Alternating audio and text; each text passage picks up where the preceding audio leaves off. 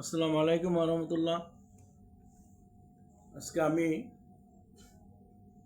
ও জিলহজ মাসের একটা আমল সম্পর্কে বলবো, যেটা খুবই গুরুত্বপূর্ণ। জিলহজ মাসের 9 তারিখ থেকে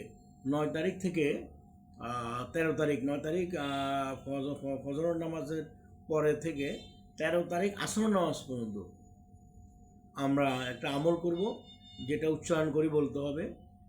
আমাদের যারা জামাতে আমরা নামাজ পড়বো অথবা একা একা পড়লো, নামাজের পরে, ফরজ নামাজের পরে বলতে হবে আল্লাহু আকবার, আল্লাহু আকবার, লা ইলাহা ইল্লাল্লাহু, আল্লাহু আকবার, আল্লাহু আকবার, ওয়ালিল্লাহিল হামদ।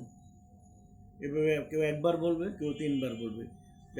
কেউ একবার বলবে, উচ্চারণ করে বলতে হবে জোরে জোরে। আর মা বোনেরা যারা বাসায় থাকবেন তারা আস্তে বললেও হবে, তারা তাদের মনে মনে বলতে হবে। 23 ওয়াক্ত নামাজ, মানে 9 তারিখ 5 ওয়াক্ত, 10 তারিখ 5 ওয়াক্ত, 11 তারিখ 5 ওয়াক্ত, 12 তারিখ 5 ওয়াক্ত এবং 13 তারিখ 4 ওয়াক্ত আসর পর্যন্ত,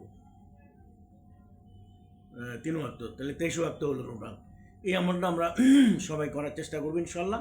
এবং আমরা সারা বিশ্বজনের মুসলিমদের জন্য যারা হজ পারফর্ম করতেছে তাদের জন্য দোয়া করব। এই আমল করে তাদের জন্য দোয়া করবো, যাতে তারা সুস্থ স্বাস্থ্যে সুন্দরভাবে হোলি হজ পালন করা।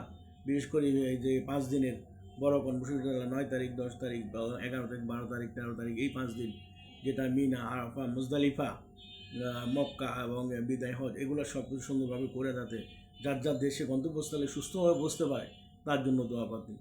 আসসালামু আলাইকুম রহমতুল্লাহ।